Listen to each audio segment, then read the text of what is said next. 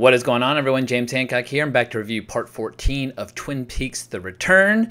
And by some miracle, I managed to get through the week without being beheaded by some angry viewers who were a little annoyed that I failed to recognize James's song at the end of the previous episode. That's totally on me, totally my bad. I hadn't heard that song in 20 years, and I recognize that some people were justifiably annoyed at my blunder. However, I will say this. From the beginning of this series of videos, I've always said I come to this show as a massive David Lynch fan. I love his filmography. I am not a Twin Peaks encyclopedia. I'm always open to the input and the insights of the hardcore Twin Peaks community. And for people who feel that strongly about episodes, my advice would be become part of the conversation, make a video, write a blog post, etc. In any case, let's talk about part 14, because this is one of those episodes that I think is going to go down as one of the high watermarks of this already brilliant season. I think we can all agree some episodes are up, some episodes are down, but the season overall has just been an absolute joy. And if Showtime and David Lynch never return to this world again, I think what we're going to be left with is a genuine masterpiece. And I do not use that word lightly.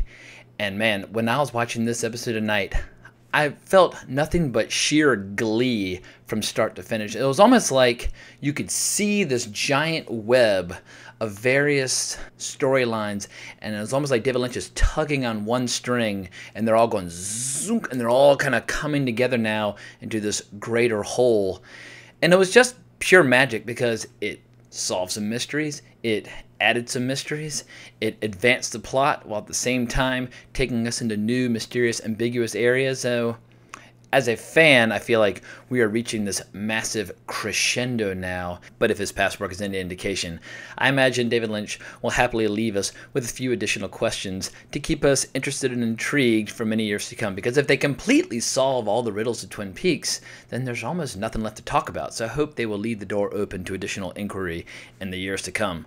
But let's dig into some of the specifics of this episode and what made it so goddamn good. First and foremost, this episode was short. It was a really, really tight, efficiently told episode. I think it was only like 55 minutes. That's including credits. I mean, I felt like the episode was just getting started, which is the best possible reaction. You want your audience wanting more, not less. But even if the episode had just been the first scene, I would have been very satisfied. And it was so simple. Just Gordon Cole calling the Twin Peaks Sheriff's Department, talking to Lucy. He's returning Sheriff Truman's call. They have a conversation about his sick brother Harry. And it's just this classic, positive, very polite conversation with the sharing of information. It's difficult to put into words, but just watching Robert Forster and David Lynch interact just gave me a warm glow inside. But for the hardcore David Lynch lore fanatics, or Twin Peaks lore fanatics, the conversation between Albert and Tammy was particularly juicy, because they gave us some details as to how their secret society or special unit within the FBI came to be. We hear about a case from 1975 where a woman was killed by another woman. She said, "I'm like the blue rose," before vanishing, and the person who shot her started screaming because she was a carbon copy or almost identical person to the person who had been shot.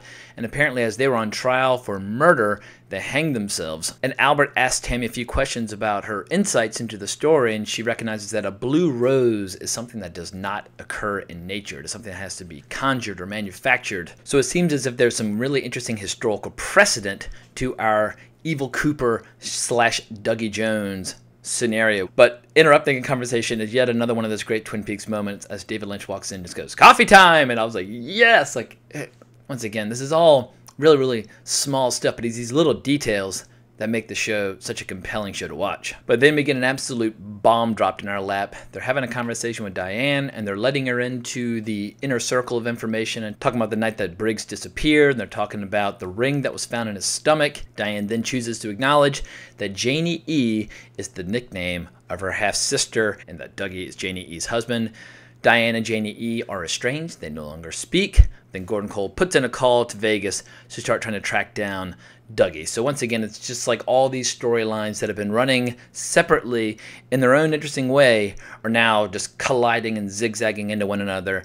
And it's just deliriously cool to watch. As if this episode were not good enough already, we get not one but two of my all-time favorite kind of pop cultural icons. We get both Monica Bellucci and fucking David Bowie in this episode. Granted, David Bowie appears in a flashback from Twin Peaks Fire Walk with Me.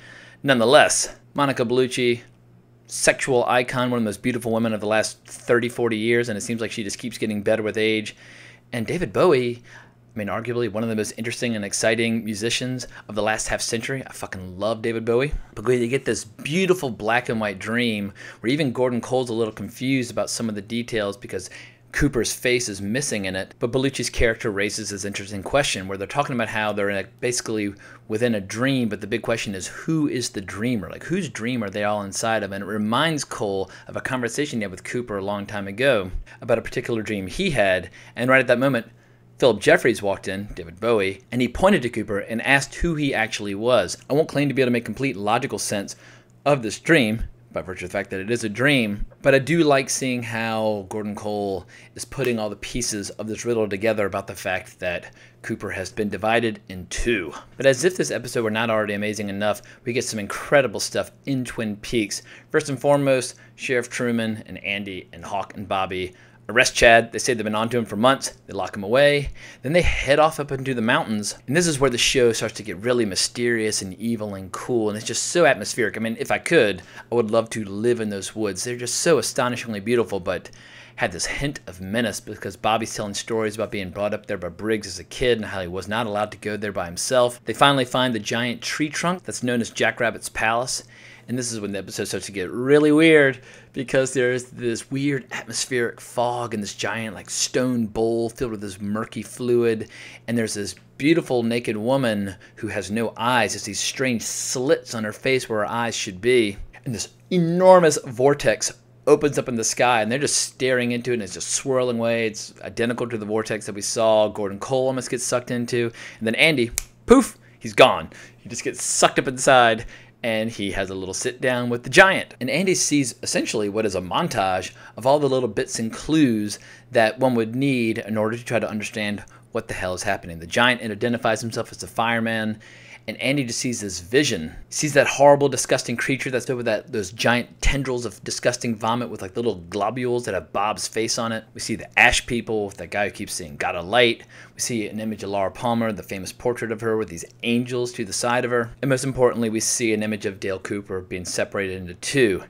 Andy returns. No one really has any memory of what happened, but he says it's very important that they protect the girl, that people are coming to kill her. They scoop her up, and they take her to Twin Peaks to hide her in a cell. And this is where we finally start getting some details that have been attracting the curiosity of hardcore fans from the beginning, because while she's in the cell and making all these strange noises, Chad is across the way, and there's yet another person who has this nasty laceration on the side of his face, and all this ooze and blood and nasty shit's coming out of his nose and mouth, and he's making these weird sounds, and Chad's telling him to shut the fuck up. The mysterious woman's making these sounds, and I figured, I couldn't prove it, but I suspected at that time that who we were seeing was most likely Billy, who people have been talking about and looking for the last few episodes. And then sure enough, at the end of the episode, we get a scene that pretty much confirms that is in fact Billy, because we have these two girls talking in the roadhouse about how one of them, their mother, had been seeing Billy and having sex with him, and that he came by one day and leaped over the fence like a madman, came inside, drooling blood out of his nose and throat. She admits that her mom is Tina. And so for people who've been wondering what these references to Tina are all about, we're starting to get some clues, and it appears as if Billy, probably for the safety of himself and everyone else, has been locked away. What Billy signifies and what he represents, I guess we'll have to learn more, but I have a feeling it's something much more ominous and much more evil than mere drug abuse. There's something seriously rotten and sinister at work inside of his body, and I imagine it's just waiting for an opportunity to reveal its true purpose. But I'm getting ahead of myself. It's very hard to talk about an episode as good as this one without zigzagging all over the place, because we get two other crucial scenes. We get James as working as a security guard with this Cockney Brit who's got this green glove in his hand, who tells this absolutely delightful story about why this glove can never be removed and how he starts bleeding if it is. And the way he came to be the owner of it is he got sucked up into a vortex where he met the fireman, where he was told to buy the glove and it would give him the power of a pile driver. And I love this new character because first and foremost, his name is Freddie Sykes. I have no idea if it has any relationship to the movie The Wild Bunch by Sam Peckinpah, but one of my favorite characters in The Wild Bunch is named Freddie Sykes. Whether or not there's a connection, who the hell knows? What made me like this character even more is when he's telling the story, he dives into the Beatles tune, A Day in the Life, from the album Sgt. Pepper's Lonely Hearts Club Band. He says, "Woke up, got out of bed, dragged a comb across my head." And it's one of my all-time favorite songs. So this guy's just racking up points for reasons why I'm on his side. And also the fact he has this like superpowered hand now makes him all the more interesting. In any case, he was told to go to Twin Peaks to find his destiny. What role he's going to play, who the hell knows, but we only have a few episodes left. We'll be finding out in the very near future. And the last crazy scene, I mean, it's almost embarrassing how many great scenes there are in this, but we see Sarah Palmer wandering into a bar. She's drinking a Bloody Mary, and this giant trucker is at first making advances and then gets increasingly aggressive, calling her names, calling her a bull dyke, just being a really, really horrible, nasty person. And she tells him that she's going to eat him, and he doesn't quite believe her, whereupon she removes her face. We see this palm in like a black and white image, and then she proceeds to rip out his throat. The easy thing to say is he got what was coming to him, but the big question is, what the hell's going on with Sarah Palmer? Because I have a feeling we're going to learn a lot more about her in the episodes to come. But it seems like with each episode that we see, at least over the last few, the mystery surrounding Sarah Palmer just continues to deepen. At any rate, I'm rambling, I'm yammering. That's what happens when you see a great episode. I'm sure I'm going to post this video and be like, oh my God, I forgot to mention such and such, or I forgot to make this connection, or I've overlooked something as simple like James's song and everyone's going to blast my head off. I only ask that if you have something to add to the conversation or something that I overlooked, just tell me. I'm always eager to learn more about this fantastic world. So I do not claim to be an expert. I'm just a hopeless fan who really, really loves everything that he's seeing in this particular show. And it seems like I'm not alone, that there are a lot of people out there as well who intensely love what they're seeing as well. It's an absolutely extraordinary show, and something tells me over the next 4 episodes, the best is yet to come. Thank you so much for watching the video. I greatly appreciate it. If you want to talk more, hunt me down on Twitter @Colbrax, or just leave a comment in the comments below. Talk to y'all soon.